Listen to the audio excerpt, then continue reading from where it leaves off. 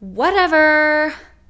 Hi Playmates, how are you? It's Aerostar here. What you guys have been up to lately? I actually recently changed out Morris on my Lenobre team with Sia Khan. I was looking through the Signature Force the other day and I was like, why have I not been using Sia Khan instead?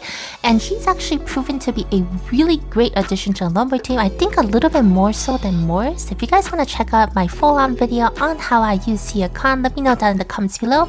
I'll be sure to make a video on that for you guys. But today we're gonna go ahead and talk about the new updates that are coming today with us in the new season update. Now I know that they actually wanted to add a completely new season in August, but it looks like it's just an update to season 4, and we're starting off with the new story in the Golden Castle. And along with the Golden Castle, it looks like a whole new part of Pirates. I mean, it being a floating merchant city, I would believe they would have something like this. Wonderland is not like a incredibly new theme.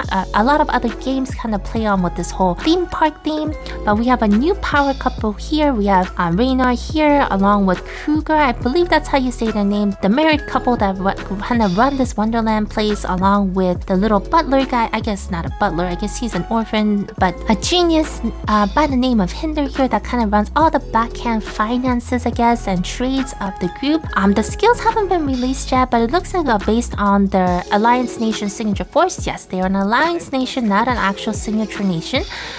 They will be getting a fire element enhancement onto their elemental attacks.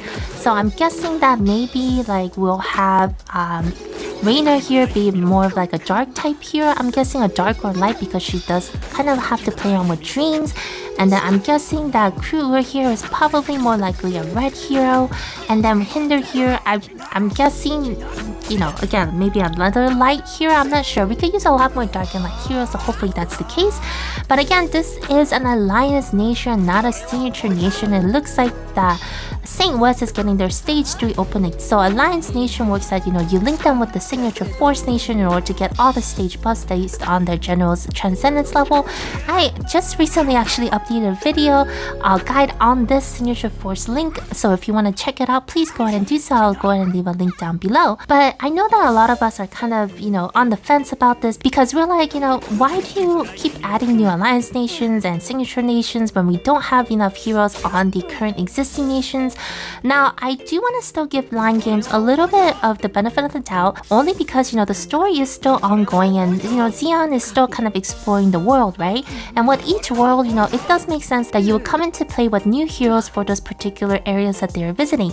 So I'm hoping that as the story kind of goes full circle and Xeon is kind of coming back into all of the different nations, that we'll continue to get new heroes added into the existing nations like Bron, Vagabond, and St. West, you know, those nations that we currently don't have enough heroes in. And not to mention, you know, we have like 3 main heroes in each of the nations already, which is enough to kind of pull up a good Signature Force team.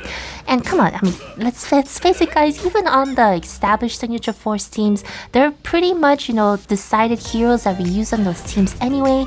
So I think if we are just a little bit more patient, hopefully, fingers crossed, let's give them a little time to get their story together and come full circle so they can start adding new heroes to the nations that we currently have, so we can have a little bit more diversity in the heroes that we choose for those teams. So quickly moving forward, it looks like they're having a change to the exploration system. So if you guys have not been doing so, please go ahead and continue to do your explorations. Now that Exos Heroes is going to follow along with the tradition of other games, where the experience is going to be distributed to the heroes that are not max leveled, I think that's excellent. So you have another way to level up the heroes that are currently not at max level. Remember, you know, the recommended level that you hit with each of the heroes is level 90, so this will also help with doing that. And again, if you guys have not been doing exploration, you definitely should, especially overnight. Even when we have events that requires a huge amount of levy stones, overnight you definitely at least should put them on exploration, because usually by the time that you wake up, they would have already used up all the levy stones, and most of it would have already regenerated anyway throughout the day. So you will have plenty enough to do your levy stone consuming events anyway, and you'll also get, you know, level up heroes now, and also all of those, you know, forge items and fodder heroes that you could also get from the exploration feature. So get the red mission. So it does kind of make it a little bit easier for us, because a lot of these dailies it looks like that we need to do for these red missions and raid Fatecore are ones that we do anyway, like play in Zenbunster, Infinity Core, Holy Dragon Grounds, and daily missions. Now, if you guys haven't been doing Zenbenster or Infinity Core, you definitely should, even if you don't like the content, and that's because of Huan's old store. And I've made a whole video on this as well, but you know, Zenbenster, you need those medals, and the Infinity Core, you definitely need those Infinity Crystals to earn different rewards from Huan's store on a monthly basis, especially those ultimate orbs that you will need for your Unleashed Potential, as well as, you know, general shards, and even if with the Infinity Crystals, you could also get Black Fatecore tickets, you know, abrasives, all of that good stuff. So even if you don't like the content, please at least participate in this so you could at least start accumulating small amounts of these currency in order to earn those rewards. And also for the Holy Dragon Gowns, please see this is for your chance to get the exclusive weapons for free.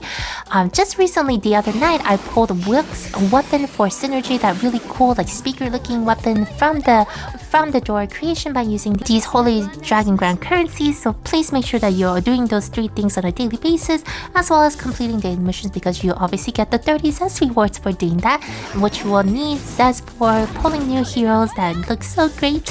So let's go ahead and do that. And this red mission is also giving us the option to use that currency from these daily events that we already do to earn more rewards, again like the general ticket it looks like, and the ultimate orb. So this is just really great, especially for newcomers, to earn a little bit more of the currency in order to level up their heroes. For me, as you know, I am definitely gonna go straight for the red Fatecore's Janai and that excellent looking female Xeon. I mean, I am hoping that these are also dyeable Fatecores. I mean, even if they don't really have functions, I think they look perfectly great. So I'm hoping that they're not like Misty where they're not dyeable, because I'll be heading straight to the dye station after I get these Fatecores equipped onto my heroes. And speaking of the currency for Huan's old store, it looks like for the Infinity Core they updated so you could actually start from the particular stage that you wanted. Now, yes, it was quite annoying that you had to start from stage 1 every single week, even if you had already completed the dungeons before. So this ability to kind of start at the stage that you've already started at, I think is perfect, and it will save us a lot of time in getting these Infinity Crystals. Showing us the Infinity Buff target mark will also allow us to see and not have to particularly memorize which hero belongs to which Fatecore theme. So that will also be very helpful for us in completing all of these Infinity Core missions, so that we could get those Infinity Crystals, so we could exchange them at Huan's old store on a monthly basis for those cool prizes that we had just mentioned. Yep, this new added quick battle function is definitely going to be helpful, and I did make an Infinity Core introductory kind of like guide video as well. I'll leave a link down below too if you want to go ahead and check that out. 7-Benster tag match improvement, I'll have to see how this plays out, because I think they might try to match up tag teams based on the CP level. But you know, as we kind of talked about in all my previous tag team videos, CP is definitely not an indication of how strong a team is, and so we'll have to see how this plays out. I believe that this kind of tag match improvement is something that they will have to continuously work on, especially as the game evolves. However, the one thing that I'm really excited about is this continued function for the Zenbenster match. So now when you crash, when the game crashes, and I know it's the game crashing because I've crashed before too, and I know it's not my phone and I know it's not my connection, we now get the option to continue the battle instead of automatically losing the battle, which is perfect. I mean, nothing's more frustrating than being kicked out of a winning battle and then only to come back to see that you have lost when you were 1 attack away from winning, right? So I really hope that they implement this function into the Air Squadron battles too, because that's another area where we've been crashing and resulting in unfavorable results just because the game crashed on our system. Round give out function is great here too, so if you're not really interested in PvP, this is a way that you could possibly, you know, earn that metal currency to use in Huan's old store without having to invest too much time into it. So again, especially with these added functions, you really have no reason not to participate in the PvP, at least to get this currency to level up your hero. So please go ahead and do it. The signature force for Stage 3 of Saint West has been opened, and again, Wonderland has been opened up to Stage 3 as well. They're an alliance nation once again, so you could connect them to a signature force nation. Again, I just recently posted a video on this. I'll leave a link down below, so if you want to check out how that works, please go ahead and do so. I think the ability to invite Air Squadron members is excellent, especially with new players joining and like old players kind of leaving, and that whole cycle of game maturity. I think it's really great that we will have the ability to invite members now so that we can have active community that we could play together with. Yorm's shop is also now adding rank 1.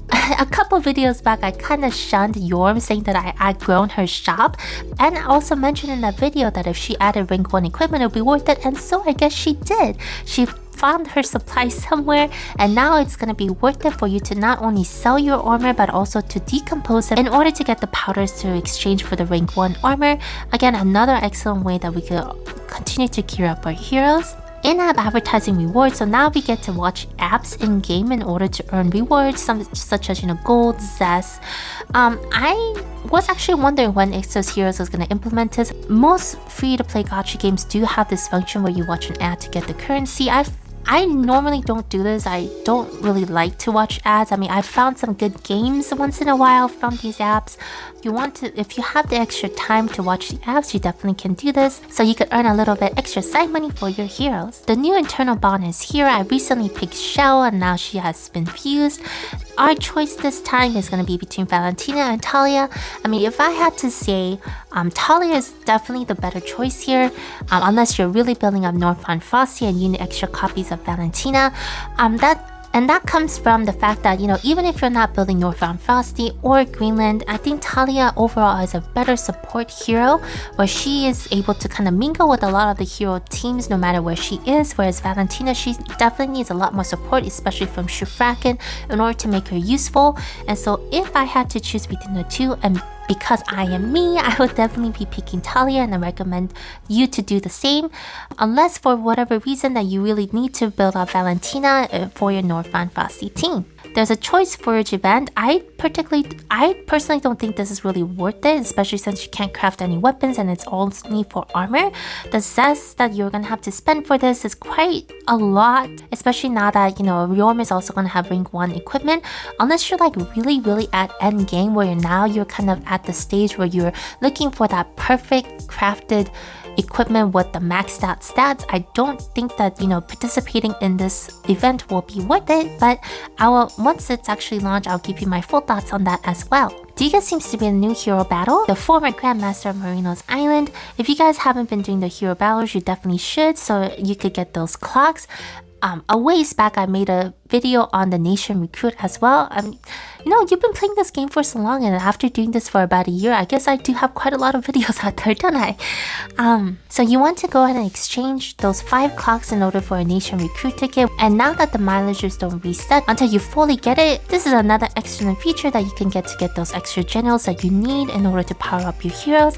So definitely participate in this. And another event is Uper's Labyrinth. It looks like they're gonna add some new gimmicks. We'll have to check out exactly what that is once it's launched. But Uper's Labyrinth again is one of the best ways to get zest. So make sure you guys do this because it's a 1 entry time per day, as you know, and you need to get that zest, so go ahead and grab it. The Exos Pass is here. Nothing seems to be new. The cumulative recharge is giving another Baelish tuxedo.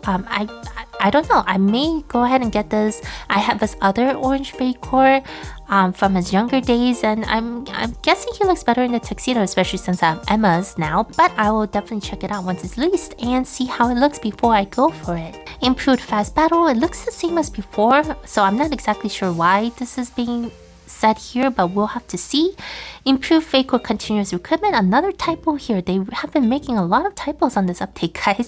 But anyway, this is excellent because like the other day, I just plus 15 enhanced all of my main heroes, and it took some time. It takes about 3 to 5 minutes depending on how lucky that hero is in order to make that full-on improvement to plus 15. And having to just stare at the screen it's a little bit boring. I mean, obviously I was watching something else, but being able to just press the button and get that result, I think is excellent. Now if they were to implement this for the Guardian Stone changes too, I think that would be perfect, so that we could save that extra time in order to do some other events in the game. Now exclusive weapon, coloring them back, that spool. Again, exclusive weapons you could get from the Dora creation by doing the Holy Dragon Ground, so please make sure that you're doing that on a daily basis. Core Ray, Quantum Ray, change the method to getting it in the mailbox, so now you could just receive the rewards that you actually want to instead of having it straight into the box. Perfect, especially if you're having some bag inventory issues. And some other little minor bug fishes. So although we're not getting a new season, I mean, some of these new updates definitely look promising, like the new Alliance Nation, the ability to continue Zenbanster tag matches even after you crash, the new red Fatecores, and the way to earn the points from things that we already do in order to earn even more currency.